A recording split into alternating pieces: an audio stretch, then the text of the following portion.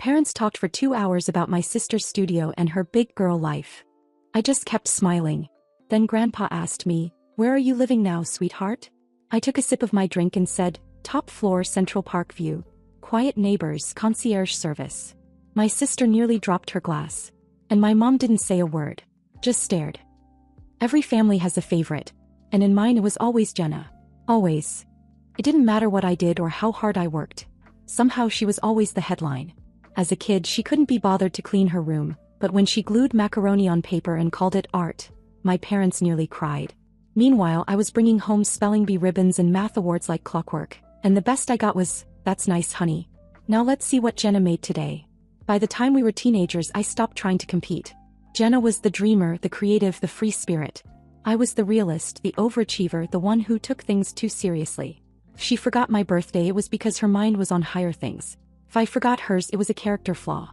And still I kept pushing. I got into a good college. She didn't go. I got a job. She started painting in her boyfriend's garage. I got promoted. He got Instagram followers. Every holiday, every family dinner, the same dynamic played out. Jenna got attention. I got asked to help with the dishes. So when she invited everyone to see her first real studio space, this sunlit shoebox in a half-gentrified block of Brooklyn, I braced myself. I knew what was coming. We all arrived on a Sunday afternoon with bags of snacks and bottles of cheap wine. Jenna greeted us barefoot, wearing some sort of linen robe like she was about to start a cult. My parents were immediately enchanted. She gave the tour. Chipped floorboards, cracked windows, second-hand furniture, and a corner she dramatically declared her creative womb. They ate it up. She talked about how rent was a stretch but she felt aligned here. My mom nodded like Jenna had just quoted scripture. For 2 straight hours they talked about her studio. Her big girl life. How brave she was to live without a safety net. How authentic she was for pursuing her dreams. I just sat there with my drink smiling. No one asked how I was doing. Not even once. And then Grandpa spoke. He was halfway through a sparkling water, mostly forgotten in the corner, when he turned to me and asked, "Where are you living now, sweetheart?" It was so casual. But the room stopped. I took a sip, looked around. Then I said it. Top floor. Central Park view. Quiet neighbors. Concierge service. It was like tossing a match into a dry field. Jenna's glass slipped. Caught it just in time. My cousin dropped his cracker on the floor. My mom stared at me like she was waiting for a punchline. But I just kept sipping. Because what none of them knew was that for the past 5 years, I'd been building something quietly. Not out of spite, not really, but because I couldn't stand the idea of being invisible forever. I invested when everyone else was panic selling.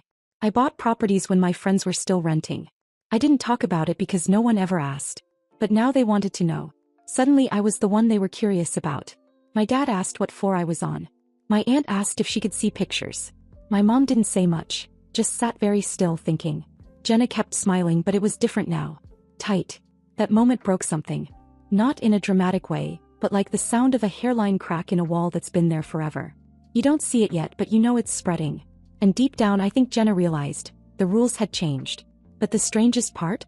I didn't feel triumphant. I felt calm. For once I wasn't trying to win. I was just being honest. And it turns out the truth had weight. Heavy enough to shift the entire room. The strangest part was how fast the air changed after that. It wasn't loud. No gasps, no confrontations. Just something subtle. The way people started glancing at me more often, like I'd just grown 2 heads. Like they'd walked past a statue their whole lives and then one day it blinked. Jenna tried to keep the energy going. She opened another bottle, offered more crackers, started telling a story about a guy she met at an artist residency in Vermont. But nobody was listening the same way anymore. My dad asked twice how long I'd lived in the apartment.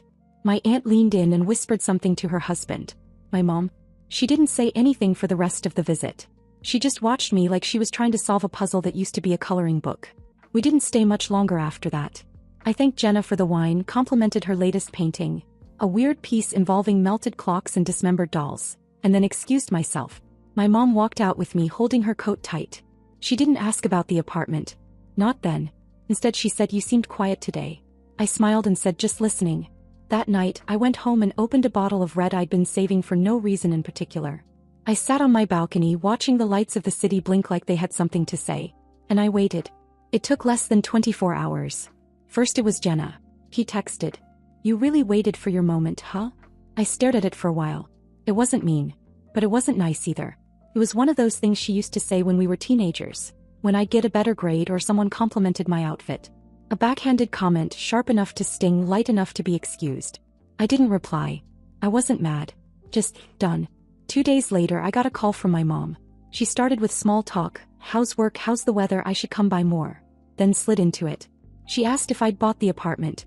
I told her yes. There was this short silence and then she asked what it cost. I told her that too. I didn't round down. She didn't respond right away. Then she said something like, well, I suppose you've done well for yourself. No excitement. No curiosity. Just this flat acknowledgement, like she was handing out a participation ribbon. But then came the real reason for the call. Her friend, Lisa, the one who sold real estate part-time and posted inspirational quotes on Facebook, was thinking of buying a brownstone to flip. Maybe I could talk to her. Maybe give her some tips. Since you're doing so well. I agreed out of habit. Then it started. My uncle messaged me out of nowhere asking if I thought Tesla stock was going to bounce back. I hadn't spoken to him since my college graduation. My cousin sent me a Google Doc with a business plan for a dog-friendly co-working space. My mom texted again asking how hard it would be to set up an LLC, followed by, your father and I were thinking of renting out the garage as an Airbnb. What do you think? Even Jenna started changing her tone. She didn't mention the apartment again, but she started sending me these oddly philosophical texts. Stuff like, money doesn't make people happy, or, success looks different for everyone. Once she sent me a blurry photo of her studio window with the caption, real wealth is sunlight and time. I didn't reply to most of them. What was I supposed to say? This wasn't about money. Not really. It was about how easily people reshuffled the deck the moment they thought I had something they could use. I hadn't asked for any of this attention. I hadn't flaunted anything. I just answered a question. But that was enough. And as flattering as it was at first, seeing them suddenly interested, curious, even a little envious, I couldn't help but feel like I'd been upgraded from invisible to resource. 1 minute I was the practical, forgettable daughter. The next I was the family consultant. It wasn't respect. Not fully. It was something else. And part of me already knew this shift wasn't over. Not even close. The real change was just beginning. I'm not sure when exactly it shifted from curiosity to entitlement. Maybe it was gradual. Maybe it was always going to happen the moment they realized I wasn't the version of Edna they'd kept boxed up for years. The questions came first. Texts, emails, a few innocent calls. They wanted to know how I got started, what apps I used to invest, what stocks were hot right now. Some of them framed it like they were just interested in learning. Others skipped straight to, what should I buy? I answered at first. A little. Nothing in detail. I thought maybe if I gave them just enough it would satisfy them. But I was wrong. Because the moment they sensed I might know something they didn't, it turned into a kind of desperation. Not to understand but to catch up. Then they started showing up. Started with my parents. They were supposedly coming into the city for my dad's cardiologist appointment, but halfway through lunch my mom looked at her phone and said, we've got time, maybe we could swing by your place? I hesitated then said sure. When they got there my mom walked in like a realtor. She wasn't admiring, she was evaluating. She ran her hand along the marble counter, tested the water pressure in the guest bathroom, asked if the floors were original. My dad stood by the window silently, then asked what the unit below mine had sold for. Then my mom said it, real casual, we've been thinking about getting a little place in the city. Nothing fancy. Just a 1-bedroom. Maybe you could help us find something. I said I was busy but I had friends in real estate. I could connect them. That wasn't good enough. You're the expert, she said. You've clearly figured it out. That night I got a follow-up text. Then another the next day. Both with links to listings. Both asking if I could take a quick look. 2 days later Jenna showed up. No warning. No text. Just rang the doorbell at 3 p.m. on a Thursday. I opened the door and she stood there in oversized sunglasses, messy bun, holding a lukewarm iced coffee like she was arriving for a photo shoot. She looked me up and down and said, so this is it. I said hi and let her in. She moved slowly through the apartment. Not talking much. She glanced into each room like she was trying to picture herself in it. She stood on the balcony for 10 minutes without speaking. Then she turned and said, it's not what I imagined. It's more grown up. I just nodded. She asked if I had a guest room. I said no. I did but I wasn't offering it. She didn't push. Before she left she paused by the front door and said, it's just weird you living here. I always thought I'd be the one in a place like this. I didn't say anything. Because what was there to say? A week after that my cousin texted. He was between leases and needed a place to crash for a few weeks. Just until he sorted things out. He promised he wouldn't be any trouble. I said no. He sent back a thumbs up and never texted again. Then came the messages from my mom again. This time she wanted to know if I could co-sign a loan. It's just a small thing, she said. We're trying to help Jenna get a more permanent space for her studio. She's really taking it seriously this time. I stared at the message for a long time. I hadn't heard a single question about how I was doing, what I was working on, who I was dating, whether I was happy. They didn't want me. They wanted my stability. The same people who used to smile politely while I talked about my job now acted like I was their personal financial rescue line. The same sister who once told me my life was boring now wanted me to bankroll hers. And I had no idea how far it would go. But I had a feeling I was about to find out.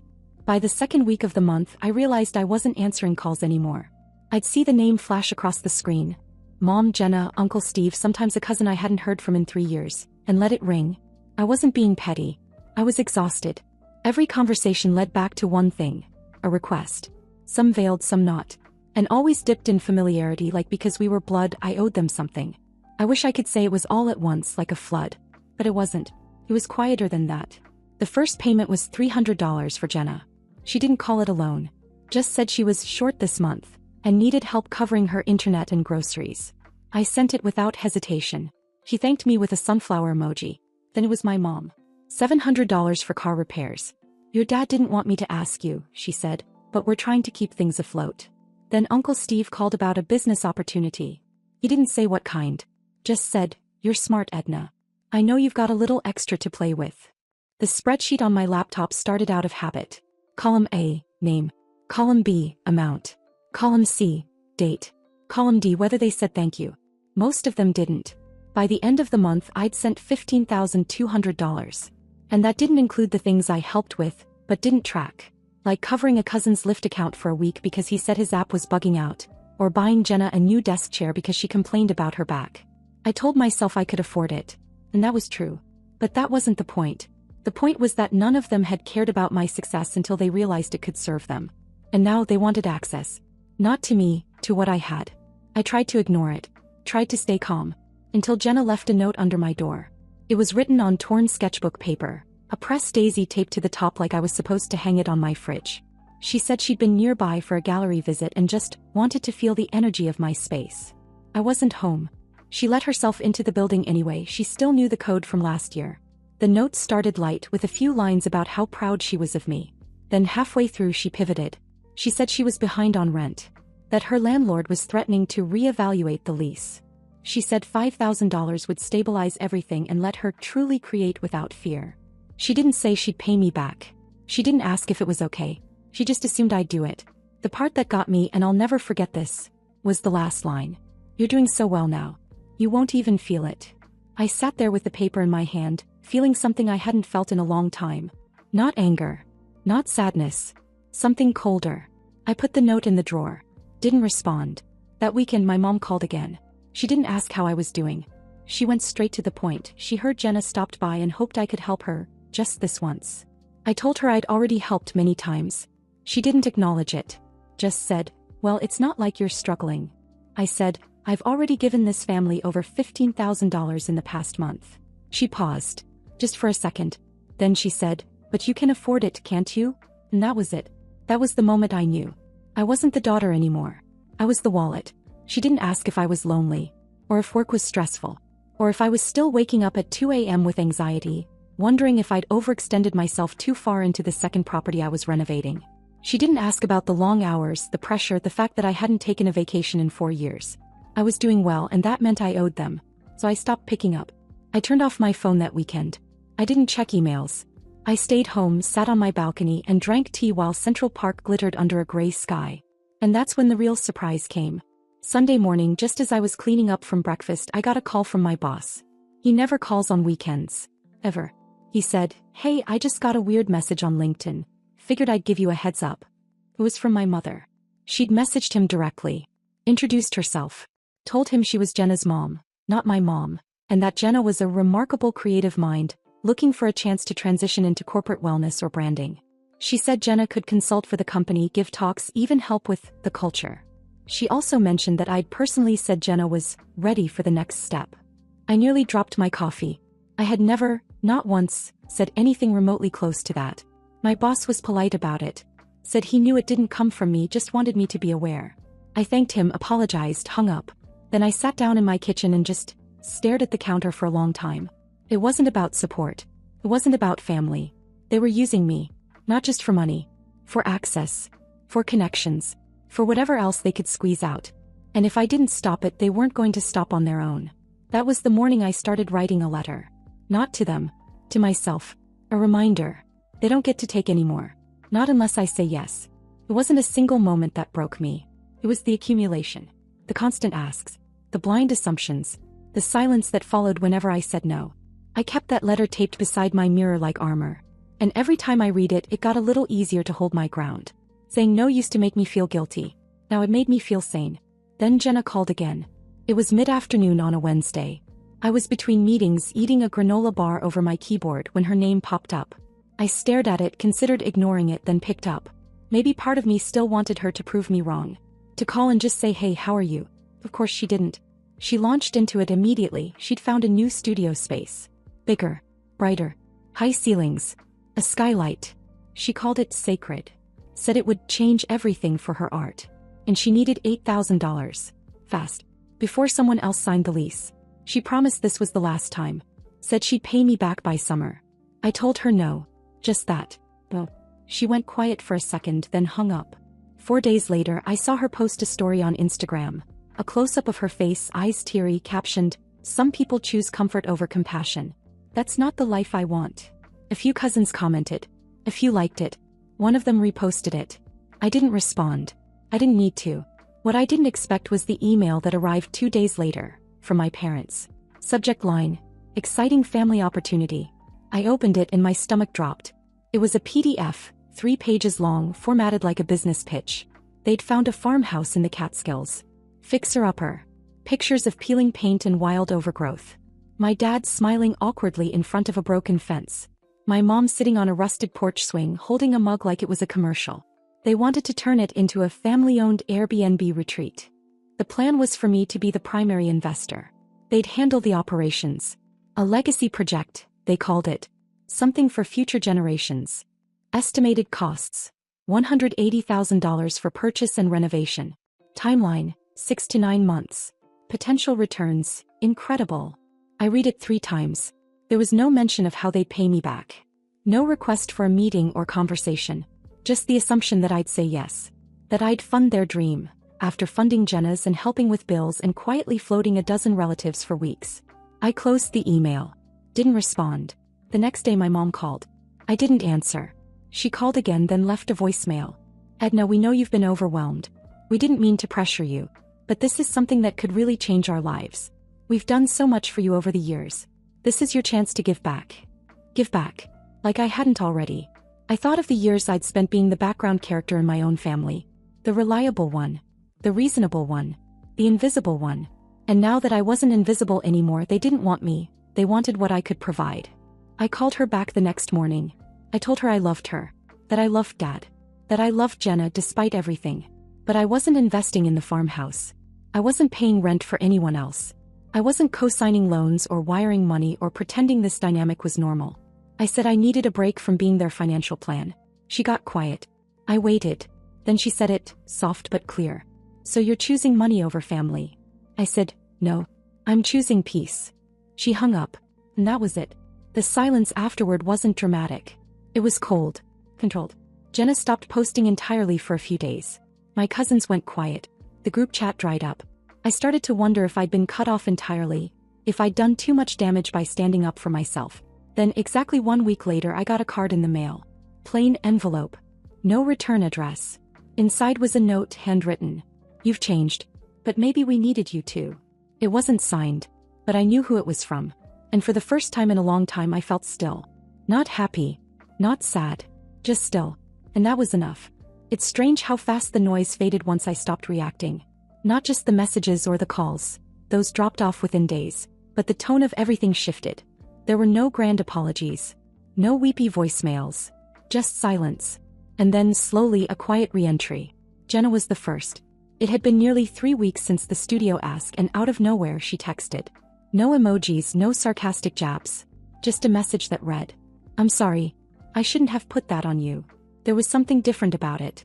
It didn't sound performative. It sounded tired. Honest. So I replied, "Thank you. I forgive you." And I meant it. Because at that point I wasn't angry anymore. I wasn't interested in keeping score. I just wanted my peace. And if people could exist in my life without draining it, I was open to that. She asked if we could meet. Said she didn't want to talk about money. Just wanted to talk. I agreed. We met at this tiny cafe tucked into a side street downtown. The kind of place that still used ceramic cups and played instrumental jazz too softly to recognize. She was already there when I walked in, sipping tea and staring out the window like she had nothing left to prove. When I sat down, she smiled, not a showy smile, just something small and real. We talked about small things. Work, art, a book she read, a trip I wanted to take. No drama, no deep dive into what happened. It was like we both knew we didn't need to unpack it. It had already happened. It was enough just to meet there in the calm. Before we left, she looked at me and said, "I'm going to try to do things differently now. On my own." She didn't promise anything. She didn't say she'd pay me back. I nodded. That's all I ever wanted. We hugged. Not long, but long enough. The next week my mom sent a birthday card. No checklists. No guilt woven into carefully chosen words. Just a short message. "Happy birthday, Edna. We're proud of you. Love, Mom and Dad." I stared at it longer than I expected to. Folded it back into the envelope, put it in a drawer. I didn't need to reply right away. Maybe I would. Maybe not. And that was the first time in years I didn't feel pressure either way. The group chat stayed mostly quiet after that. No new schemes. No investment opportunities. No veiled comments about who was doing what with their life. My aunt sent a picture of her new puppy. My cousin posted a meme. It felt casual. Background noise. And that was fine. I started sleeping better. I went entire weekends without touching my phone. I rejoined my gym, bought new sheets, signed up for a pottery class I'd been bookmarking for years but never dared to sign up for because I was always too tired or too available. One night, sitting on my balcony with a cup of tea, I pulled out the letter again. The one I wrote to myself. It was wrinkled now. Corners bent. Ink slightly faded. I hadn't read it in a while. But I still remembered the last line. "They will not take from me what I earned in silence." And I realized something: I didn't need it anymore. So I took it down. Not because it wasn't true, but because it had already done its job. They know now. They know what I built, what I own, what I protect. And more importantly, they know that the version of Edna who used to stay quiet, keep the peace and never ask for anything, she's gone. In her place is someone who knows what she wants. Not attention. Not approval. Stillness. Control. Boundaries. They can love me or not. Visit or not. Invite me or don't. It's not about them anymore. And that might be the biggest success I've ever had.